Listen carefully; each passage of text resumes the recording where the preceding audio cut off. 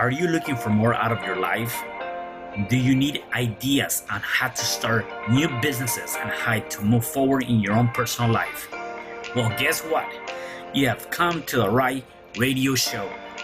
At You Can Overcome Anything podcast show, you will learn and hear from many people from all walks of life who are sharing their challenges, their stories, the habits, and the mind shifts they had to overcome to become who they are today. On top, you will get a chance to connect and see how you can overcome anything by networking and learning about your next move through this radio show. I present to you our great speakers at You Can Overcome Anything podcast show with your host, Cesar Espino.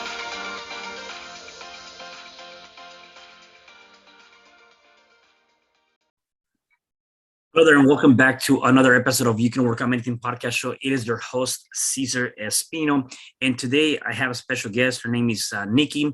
Nicki is 45 years old. She has struggled with adversity from the moment she was born.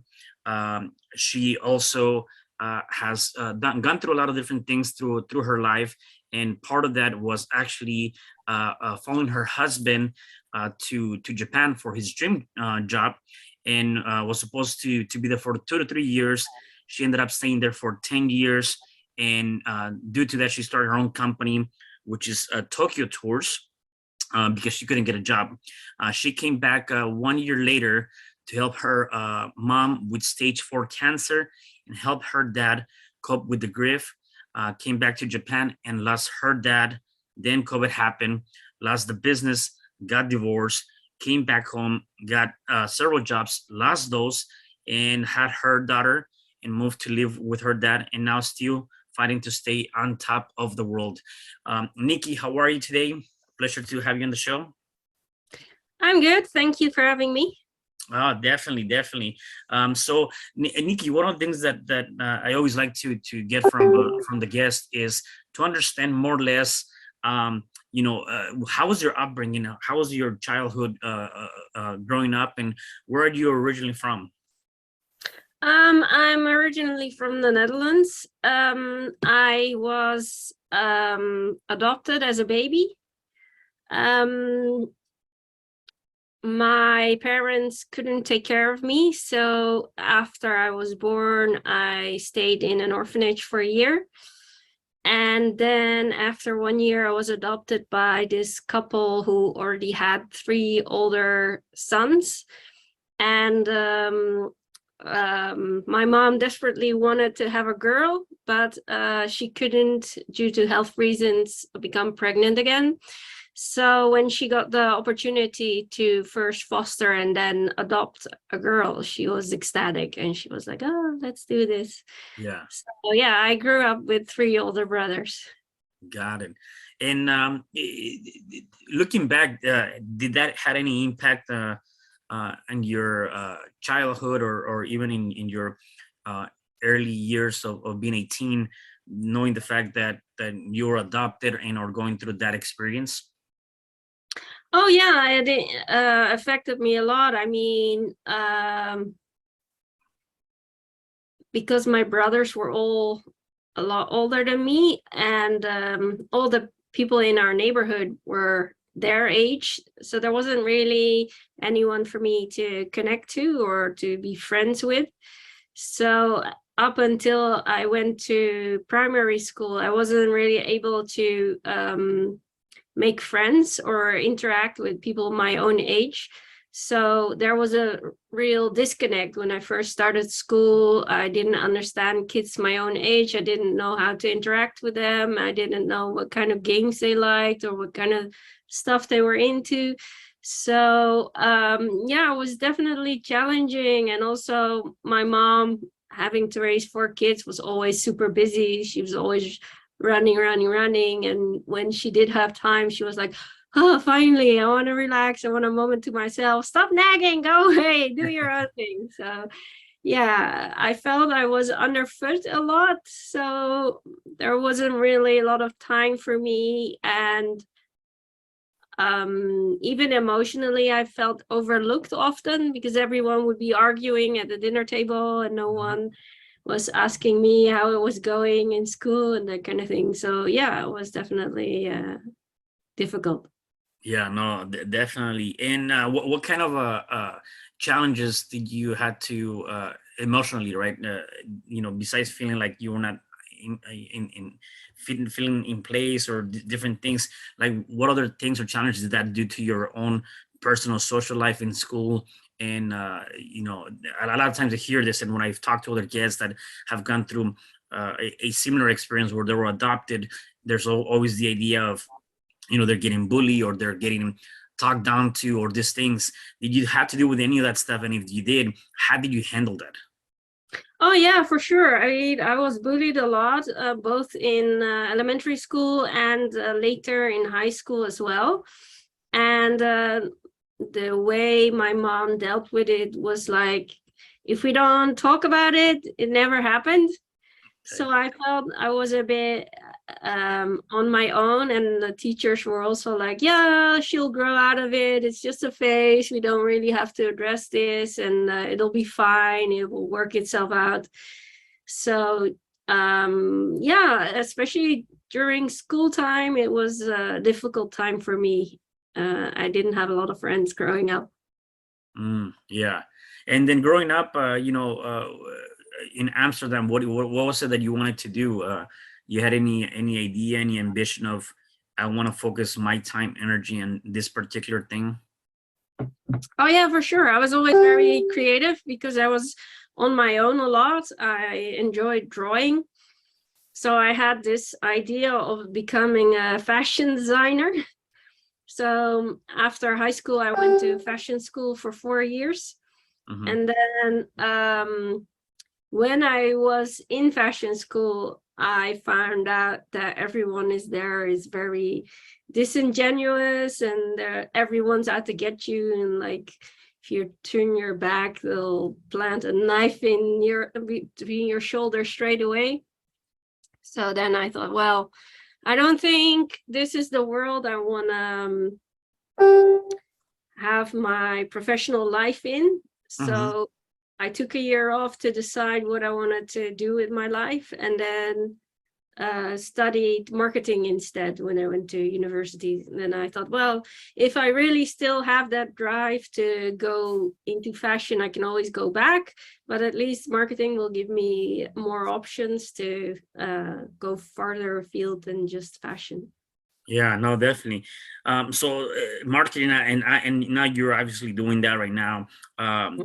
Looking back, one of the things that you did, and I want to kind of tap into that is a lot of times we as people tend to follow and support other people, right, in our lives for X amount of reasons, and some of them are good, some of them might not be so good. Um, at which point did you met your husband? Because obviously you took a leap of faith of going to a different country. And Yeah. so what was, we kind of talked about it a little bit in the beginning, yet what was that motivation? How did that happen? Tell me more about that story. Well, actually,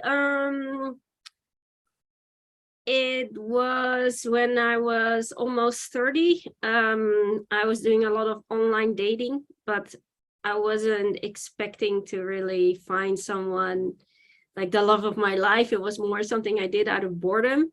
So Mm, the only motivation for me to pick out a profile was, does this person have something interesting that will keep me talking or him talking for 1 hour? Can mm, he capture my interest for 1 hour? And so I found this guy who is Japanese, and I thought, oh, that sounds interesting. I don't know anyone who is from Japan. I don't know anything about Japan. I have never been to Japan, so I thought, oh, you must have an interesting story how he came to the Netherlands and everything. So I sent him a couple of messages, and then one Thursday he said, oh, tomorrow is going to be a good day. Do you want to go to the beach? And he thought, oh, she probably has to work, so it's going to be an easy cop out, and then I can break it off with her. And I said, yeah, sure. Actually, I'm free tomorrow, so I'll come to the beach. And he definitely was not expecting that. And he was like, oh, okay, let's meet up. And yeah, we had a first date and it was really fun. And then it was like a whirlwind romance. After 1 or 2 weeks, he already gave his keys to me.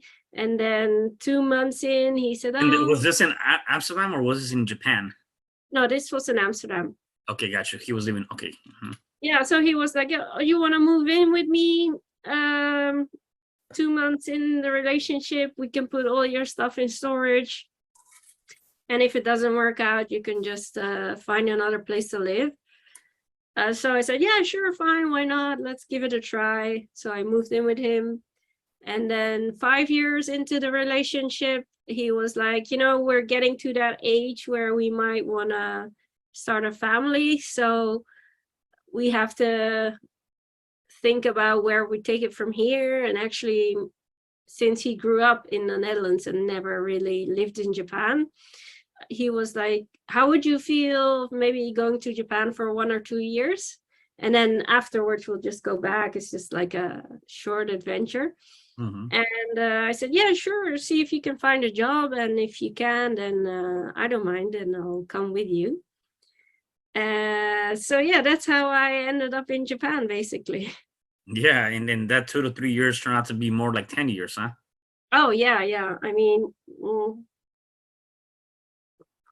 I came to Japan and I thought, I have a bachelor's degree.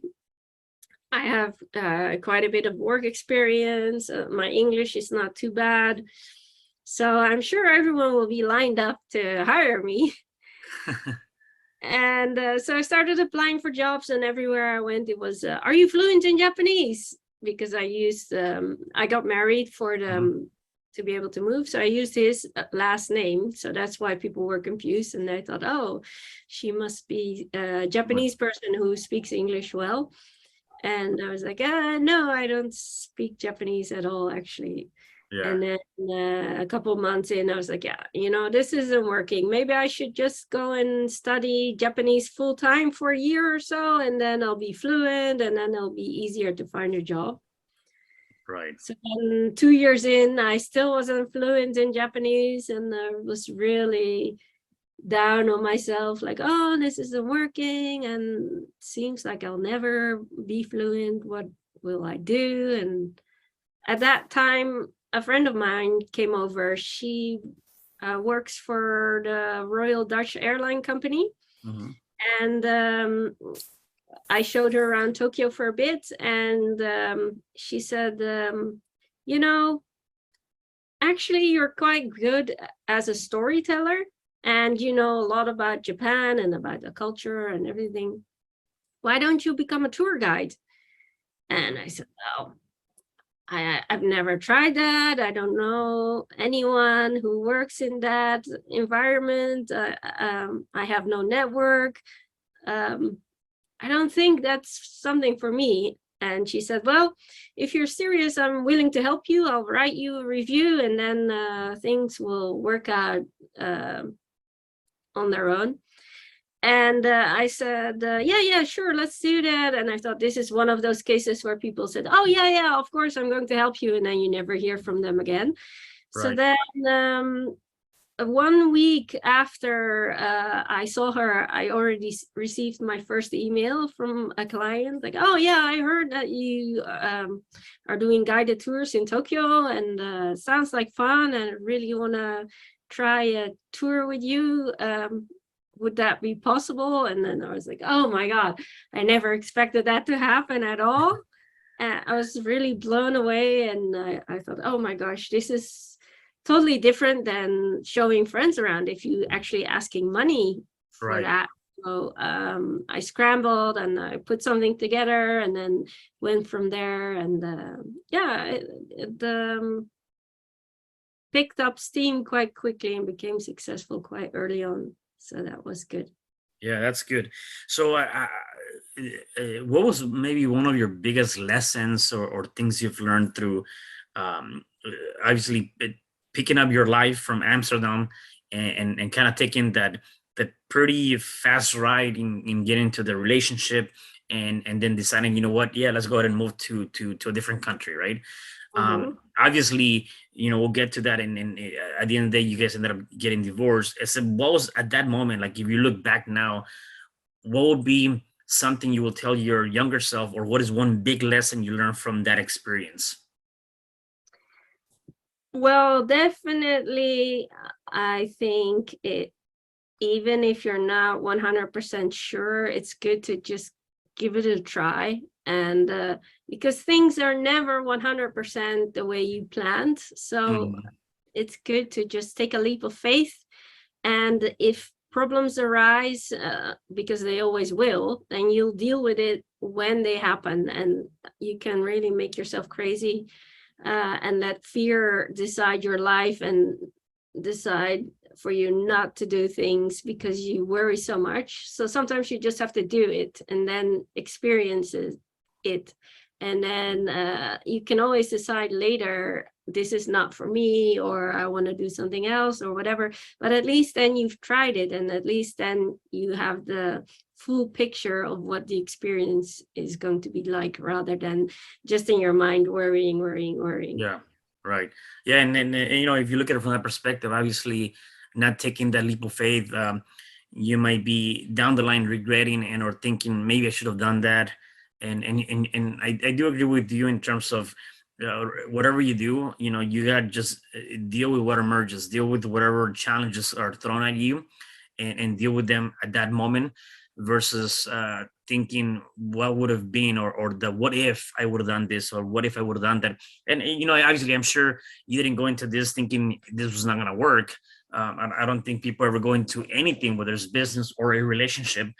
I know for a fact, at least I don't want to just get into a relationship thinking, oh, well, I'm just gonna be on this just for the ride. I mean, some people definitely might want to just do that. At the end of the Mhm. day, that's not what people want down the line, right? You want Mhm. your business to succeed. You want that business idea to succeed, whether you sell it later and then take the proceeds of that, or the profits of that, and start something new. You want that to succeed. Same thing with the relationship. I mean, you don't want to, you're not going to move across the country with somebody else just to have fun, right? I mean, that's not what you do. In that case, you Yeah. do it on your own, right? So tell me more. Obviously, you did the business. It was pretty successful. Tokyo tours, and then your parents were sick. So tell me more about that story there. Well, that was back in 2018. I suddenly received a phone call from my dad. I knew that my mom was suffering from cancer and had received some treatments. But then he rang me up out of the blue and said, "Oh, actually, we just went to the doctor and they told her that she's just going to have a few more months left. So I would advise you to come over and see her because we don't know how long she still has." And actually, at the same time, my husband had accepted a job in London. So Mhm. we were going back anyway. So before my mom passed away, we went to London to look at apartments and look for schools because I'd gotten pregnant in between and had a daughter who was around 4 at the time. Mhm. So we were looking for schools and decided that I was going to stay behind because my husband had to go back to Tokyo and get the new guy up and running before he could actually make the move. So because of my mom's condition, I was going to stay there and take care of my parents. And my daughter would start school after the summer. So I did that, and instead of a couple of months, it turned out to be a couple of weeks. So I came in June, and early July, my mom passed away. So that was definitely a difficult moment. And plus, my parents had been married for over 50 years. So they were like first boyfriend and girlfriend, never had another relationship. So my dad really was shattered after that, especially having to take care of my mom for a couple of years so intensively. He basically had dropped all of his own interests and hardly saw any of his friends anymore and just focused on her completely. Even if when I told him like, oh, you should just go for a walk for a bit, just clear your head. It's not good to sit here 24/7. And he was like, no, I'm not leaving her side. So then she passed away, and October I was supposed to go back to Tokyo to arrange the move, to get the containers sorted out and everything. So I went to Tokyo, and my husband told me, actually, next month you guys can come back for good to stay in Tokyo because the move is off and I'm not going to Europe. So I was like, excuse me? We were supposed to be moving back to Europe. What's happening? And he said, yeah, I made a mistake. I wasn't careful enough in hiring the new guy. He turned out to be a fraud. And now we cannot get rid of him. We have to pay him 1 year of salary. So now I cannot hire a different replacement. And I'm stuck here in Tokyo.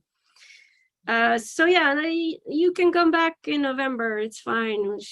Our daughter can start school in Tokyo instead. And I told him, no, I'm not going to do that. I'm going to stay in the Netherlands at least for 1 year to take care of my dad. And that way I have enough time to look for a good school for our daughter, because yeah, she was used to going to international schools, and there are not that many in Tokyo, and a lot of them are quite far from the city center. So I wanted to make sure she would get into a good school. And that process just takes a long time. So I said, you know, I'm okay with going back after changing our plans and stay. So it wasn't my preference. Give me this 1 year so everything out. And he was like, okay, well, you do that. So then I stayed care of him and tried to him back together. And then in August I was supposed to Japan, and as we were saying goodbye, he last time we see each other. And then I said to him, don't be so melodramatic. Come on, I already have my trip planned for Christmas. It's just a few more months and then I'll see you again. He said, no, this is definitely going to be the last time I see you. And he gave me a big hug. And then turned out he was right, because in October I had to go back to Netherlands to clear out his house and arrange the funeral and everything. So yeah. Yeah, wow. That definitely, that's definitely a challenge there in its own, to go through all of that. And so, at what point did you decide, or was it decided that you and your husband were going to get separated? Well, our relationship was already a bit rocky before I stayed in the Netherlands. So we had talks a few times, like, what are we going to do? Or am I going to go back to Tokyo or not? What do you want me to do? Are you willing to give the marriage another try? And he said, no, I'm sure I want this to work and it's fine, just come back to Tokyo. So I came back to Tokyo. That was in the summer of 2019. And then actually a few months before I went back, I happened to log into his iTunes account and I saw that he had a Tinder Gold account. So, but that was right. I already had half my stuff packed to go back to Tokyo. I had arranged the school and everything. So I was really set on going back to Tokyo. And my mind was also in that mode, like, oh, I'm going back. So I addressed this and I said, what's this? And he said, yeah, it's not for meeting people. It's just, midlife crisis. I just want to see if there are people who like me, just to give me an ego boost, that kind of thing. And I was like, yeah, right. Right. Do you, Yeah. yeah, how dumb do you think I am? And he said, no, I promise I've never met anyone and blah, blah, blah. So I told him, we said we were both going to be faithful to each other. I kept my end of the bargain. I get the impression that it was hard for you. So, I'm going to come back and I just want a clean slate. We're not going to discuss what happened the last year. So let's just, whatever happened. Just if there's anything still going on, break it off and let's just move forward to make it work and focus on us and our relationship. And he said, yeah, sure, I'm going to do that. So yeah, I came back. We went on a lovely trip together and then COVID happened.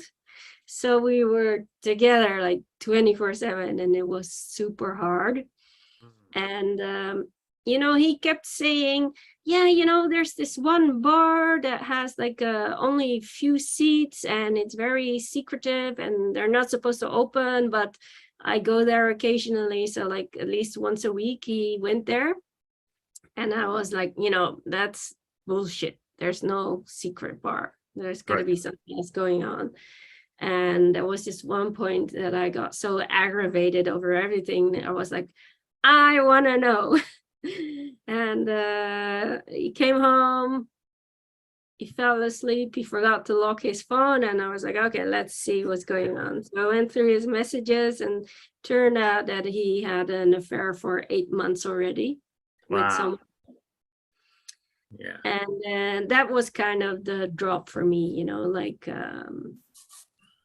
this is not going to work. I mean, I turned my life upside down completely again to follow your dream again.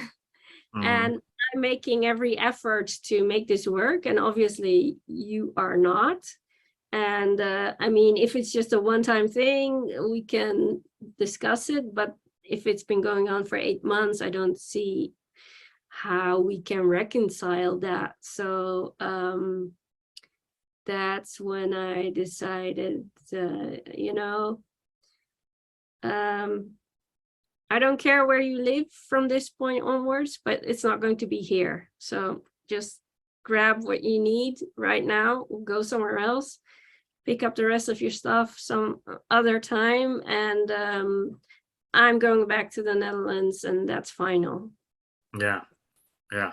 And again, definitely thinking back and saying, okay, well, give him an opportunity, clean slate, let's start all over again, and still doing that is definitely can put a different perspective on the dynamics of the relationship. And one of the things that I like that you mentioned here, and maybe you can elaborate, because I think it's part of your nature, it's part of how you see life and how you approach whatever challenge or problems you might be having or going through. And you said what you mentioned is don't bog yourself down with expectations, either other people's or your own. Allow yourself to start small and make things manageable. Small victories can push you to tackle bigger things. And if you have an off day, just allow yourself that and just start over the next day. A bad day is simply that. It doesn't mean everything's ruined. And again, when you take that mentality, that attitude on anything, then you can definitely have a much more fulfilling life and move forward day by day. Elaborate more on that, because I think that's a very powerful message with everything you've gone through, with the loss, of your mom, with the loss of your family, with moving from one country to another, following somebody, with finding that infidelity, going through all of these things. You kind of said that was one day, one moment. It doesn't mean that it's ruined forever. Yeah, you still have to grieve. You have to go through the process. You have to learn and cope with it. Yet you're taking this coping mechanism and doing things differently. So can you elaborate on that? Because I think that's very powerful for anyone that's going through anything in their lives. Well, first of all, what is most important is find your tribe. And that by that, I mean, you need a support system. And if you don't have one, it can also be in an imaginary support system. And by that, I mean, um, listen to podcasts that lift you up, that are all about positivity. Listen to music that will lift you up. Watch documentaries. See people who are also going through stuff and facing adversity, and see how they are getting out of it.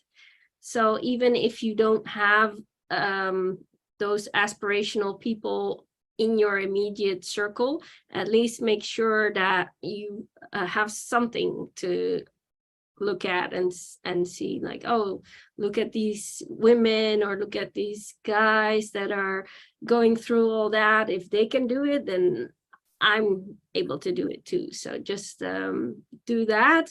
And make sure you get plenty of fresh air. And being outside really helped me to get my energy back. So walking and listening to uplifting music while you walk. I feel walking also really helps you to kind of go a bit deeper. And I like to be my own therapist. So whenever I'm facing something, I like to ask myself questions like, why am I feeling like this? And then I keep asking why, and see if I can get to an answer. So those things are really important, and always try to keep developing yourself and trying to get better, trying to look at past behavior. Why did you make certain decisions, or what kept you from making certain decisions? And try to find out your reasoning behind it, and use those mistakes, between quotes, to when you're going forward, like, this time I'm not going to do that. Because definitely it's the old adage, if you keep on doing the same thing, you shouldn't be expecting a different result. So you definitely have to change one thing in the way you are doing things, or facing things, or interacting with people, to get other stuff back. And sometimes it's like the last year going back to the Netherlands, it was, I had all these expectations and I had all these intentions, and I was like, this is going to work, I'm going to make it a success. And then one thing after another, everything went bad, to worse, to terrible, to... So that really dragged me down. And that's one of those times when you can really start to feel depressed and start to feel like, oh, this isn't working. But again, you have to take it one day at a time, and just do something really small and get like a small victory. Like today, even if it's something like, today I'm going to make my bed, or today I'm going to go for a walk, or today I'm going to make a nice dinner for myself, and then experience like, oh, this is something I can do. Just lower the bar to the bare minimum if you're feeling really low, and then go from there. And then as you experience being able to do things and accomplish small tasks, that will give you the energy and drive to tackle bigger things. Yeah, no, I definitely love that. And again, what you mentioned is the idea, and sometimes we don't recognize that the music we listen to, or even people that we listen to, or the podcast or things like that, that can definitely the type of melody that you're listening to, or rhyme or whatever, can definitely impact your state of being. Your mood, right? So obviously you want to listen to something, as you mentioned, that is uplifting and or empowering you to kind of move forward. If you're listening to depressed music, you're gonna get more depressed, right? Oh, for So sure. Yeah. that is huge. The other one, sometimes we overtake and don't see the power of just getting out into the outdoors and walking, and being able to do that, as you mentioned, is good. And not only is good in terms of being able to connect to per se Mother Nature, it also allows you to it's good for your mental health. It definitely, just walking, you don't even have to run, just walking can definitely relieve some stress, and also it can also release endorphins, which is good for you when it comes down to that. So all of that can help you in many different aspects, and so definitely that's huge. um and so now you're working with the marketing in IT company. You're doing a couple other different things. If people wanted to connect with you, find out more about you, how they can connect and find out about you. They can go to my website, www.Tokyo with an I, not with a Y, so it's a Dutch spelling, Tokyo Mhm. Tours, and tours is with the OU, .nl, or they can go to my LinkedIn page. That's linkedin.com/Nicki.Yoshihara, and Yoshihara is YOSHIR,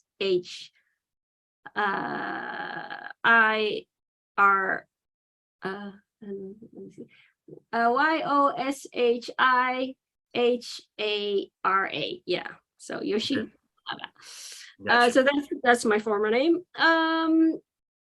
And what else? Yeah, I'm on Instagram and I'm on Facebook with Tokyo Tours, so you can definitely connect with me there. Okay, awesome. And then the last question I have for you is: do you have any habits or things that you do on a day-to-day basis to kind of put you and keep you in this positive mindset? Yeah, for sure. I mean, listen to your body. So I'm naturally a very anxious person. So whenever I feel the anxiety coming up, I try to distinguish between, why am I feeling this anxious? Is this something I can tackle right now? Is this something I can tackle in a few days? Or is it some fear that I have for future events that I cannot control right now? So if it's something I can tackle in the near future, I make a note for myself. So, okay, this is something I have to do make a calendar entry, like, oh, this is something, a reminder to myself that I have to work on that. And if it's some fear that I have, then I try to imagine holding balls in my hand, Mm. and I start breathing exercises. And when I'm ready, I'm letting go of those balls, and the balls represent the worries and anxiety that I have. Oh wow, okay, that's awesome. That's definitely a good technique to go ahead and implement, for sure. Um, Nikki, it was definitely such a great pleasure speaking to you and having you on the show. Anything else you want to share before I let you go? Yeah, I mean, change is always hard and painful sometimes, but no matter how dark it is, the sun will always start shining again. Even if you can't see it right now, just try to make sure you have small victories and allow yourself lots of rest to recover if you're feeling bad, and then things will slowly start to improve. Yeah, definitely. I love that. I definitely love that. All right. Well, awesome, Nikki. Thank you again for being on the show. Really appreciate you being here. So thank you again. And for the rest of you guys, do me a favor. Please make sure you share this, and do me a favor. Go ahead and connect with Nikki, and just tell people about this show, because you never know who needs to hear this message. I'll see you guys at the next episode of You Can Overcome Anything podcast show. Thank you. Hi, I'm Cesar Espino, real estate investor, business coach, and consultant, and author of the book, You Can Overcome Anything, Even When the World Says No. My number is 424-501-6046. In my book, I talk about making the necessary changes to shift your mind for prosperity and certainty. Pick up your copy at Amazon. I also love helping families with their real estate and can purchase your house fast and all cash. Follow me on Instagram, Facebook, and LinkedIn. My number is 424-501-6046. Thank you for having me today. I am so glad you've tuned into this podcast. You can find me at your favorite podcast platform where you can like, subscribe, comment, and share. And to learn more about myself, my services, you can find me at www.cesarrespino.com, or you can also find me at your social media. Thanks for joining me, and I am looking forward to having you at the next episode. And know you truly can overcome anything.